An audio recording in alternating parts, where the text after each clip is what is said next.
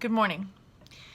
Brene Brown is famously quoted as saying, "In the absence of connection, love, and belonging, there is always suffering." I definitely believe that's true. As we step into this week's The Professor Helps, I find myself at a loss for words because what I want to do is inspire you, motivate you, and encourage you, and sometimes frustrate you, because sometimes I find that that's the best way to encourage people, is to help frustrate them or see what they're frustrated about.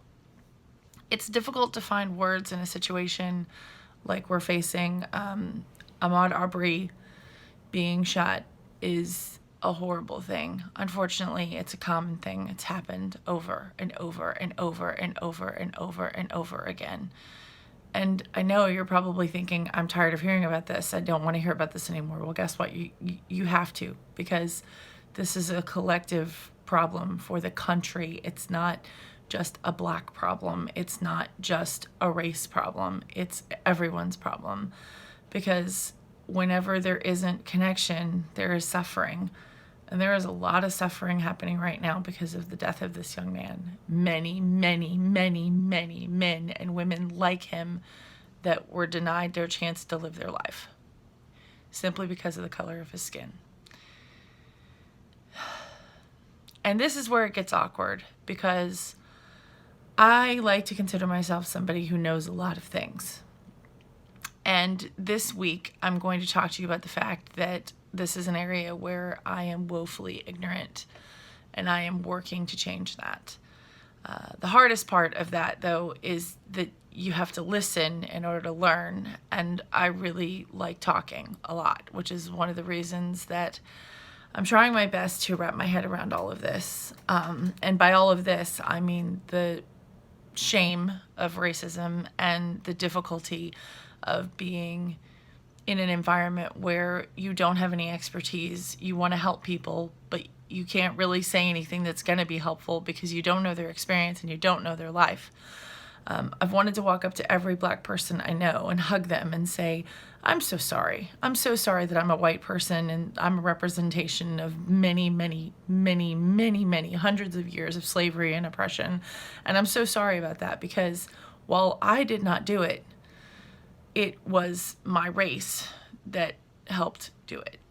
And it is perpetuated in the thoughts that people have about the fact that they're better because their skin is a different color. And recently I was examining that and looking at ways to break down the structure and the systemic level of racism. And it took me a while to realize that you have to start with yourself. It's not enough to say that you are an ally or an accomplice or somebody who helps people in a situation like this. And like this, I mean everyday life. Everyday life where people are being killed because they're running while Black.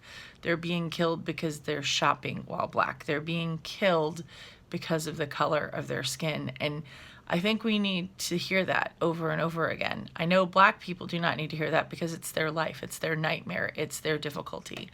And trying to step into what I can do to help in a situation like this, it's tough, because I'm realizing that I'm walking on eggshells. And not only am I walking on eggshells, I have baked one heck of an omelet because I'm afraid to say things that I need to say.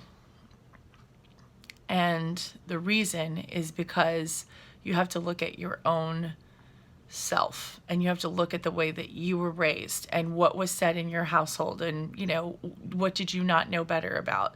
That doesn't mean you can't do better. Maya Angelou and Oprah, forgive me if I get this wrong, they both say, when you know better, do better. It's easy advice. It's also hard advice, just like every piece of advice that I've ever heard. It's like the simplest is also the hardest to follow. When you know better, do better. So that's what I'm trying to do. And in confessing to you and being authentic with you and being vulnerable with you, I have definitely had the thought that I am better because I am white. And that doesn't give me any pride. I am full of shame to admit that. But something that Brene Brown also says is that owning our story is one of the bravest things that we can do. So let's own all of it. Let's own the fact that we've had those thoughts. And God, it makes me cringe to even think about saying that out loud so someone else can see that and feel that. And I want to run a million miles the other way, because the way that I was raised, there were certain words said in my house that I would never say out loud, but have been said in my household. And, it's not okay. It's not okay on so many levels. And I'm also realizing it is not the Black person's job to educate us white people about how to act. There are several articles, you can Google them, but I encourage you to look at the source and look to see who is posting that article and what is it that they're espousing, because everybody has an agenda. So the biggest thing here is that it's your job to educate yourself. Much like when I started discovering more about the LGBTQ community, it's not the job of the person in that community to educate you about what trans is. It's not their job to tell you what he, she, etc. is. You can ask them, what's your pronoun?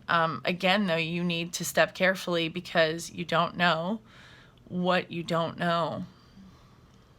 And as somebody who really likes to know things, yes, there is the mighty Google, but it's pretty humbling to say to somebody, I don't know your experience, I don't know your life, I don't know what it is that you go through every single day when you walk down the street and you worry about the fact that you or your son or your daughter or your father or your uncle or your aunt or your grandmother could be killed simply for being Black.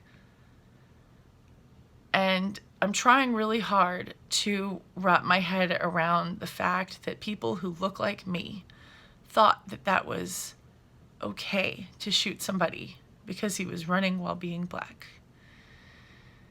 And I think that thoughts and prayers are starting to circulate, and people are saying thoughts and prayers. And I'm certainly not knocking them.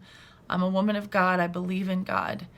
And thoughts about what can we do are encouraged. And the next thing I have to say is, what's next? What's going to back that up? I mean, it's great to have prayers and say, oh, it's such a shame.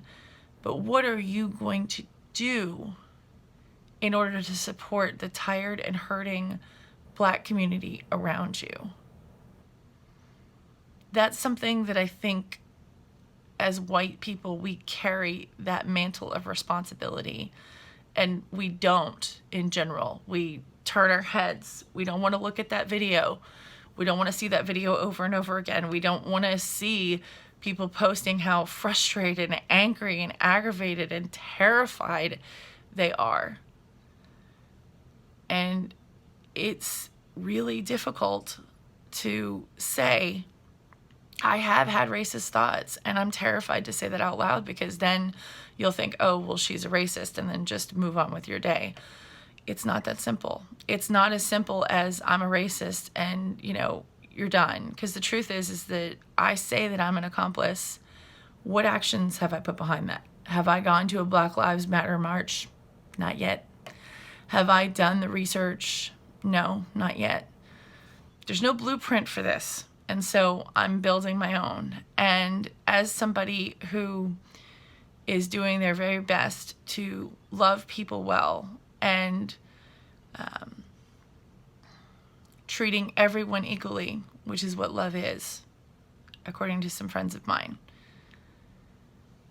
In order to do that, I have to own all of my story, that which was provided to me by my parents, and the wrong teachings that they gave me. I have to own the fact that I was told over and over again, not through words, but through actions and through privilege and through the things that I experience every day. And I don't have anybody questioning my motives. I don't have anybody stopping me in a police stop just because I'm in the wrong neighborhood. There's so many things that I take for granted that I don't have to think about because I am white.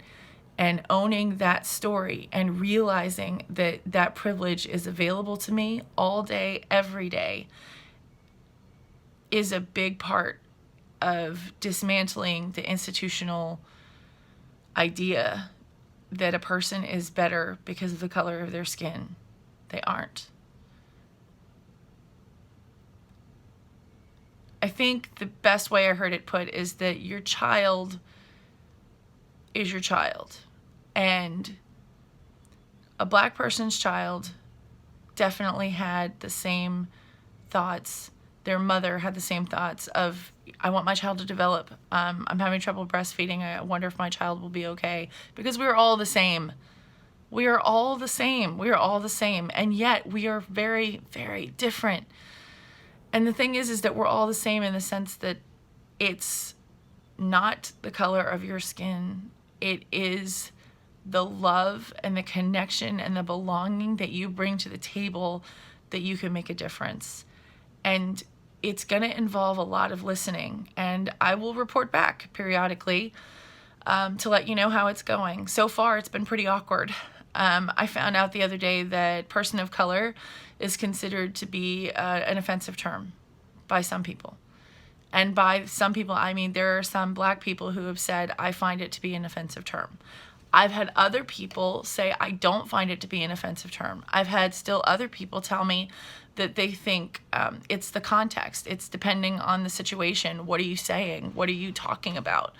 And I find that to be very encouraging, because if I think about it, the way that I think about a thing is different than the way that my neighbor thinks about a thing. I was actually reminded of a quote that I love from a television show I love called The West Wing. And at one point, one of them is talking to one of the members of the Black Caucus. And before they have their meeting, there is a meeting in the White House between two white men who say, well, you know, we have to make sure that, you know, they all vote in the same flank and they all vote in the same way. And after that meeting, one of the staffers goes to talk to Mark Richardson, who is the head of the Black Caucus. And he's explaining, you know, we need you all to be on our side. And he says, you know, you've got it all wrong. We do not think as one unit. Every single one of us has a different opinion. And I think that that can be walked back to the idea that any person that you're talking to at any given time thinks differently than another person. Just because somebody is Black does not mean that they think a certain way about a certain thing because they are Black. They have their own opinions, their own thoughts. And I think that this is an example of how we do better. So when you know better, do better. As for me, something that I'm going to do is do a lot more listening. And sometimes that's picking up on nonverbal cues. And sometimes that's asking someone how their day is and then really listening for everything that they're saying and what they're not saying. So I think that it's time for me to shut up and listen. And I think that it's a hard thing, and it's an awkward thing because I have a lot to say on any given subject. In this particular situation, though, I'm a student. I have a lot to learn, and so I'm gonna make mistakes and I'm gonna fumble. I am going to set to aim to the good, and I hope that the people watching this will understand that as I start to make efforts and ask the awkward questions, because I want to learn. That is it for this edition of The Professor Helps. If you find this helpful, if you find this inspiring, I encourage you to hit that subscribe button and, of course, share with other people who you think might benefit from my message. And please leave a comment. Encourage me, discourage me, say, you know, you got it all wrong. But again, I am owning the mantle of the fact that this is my responsibility to figure this out. This is my job to figure out, okay, how can I be a better mom? How can I be a better community member? How can I be better at loving everyone well? And that's it. Signing off.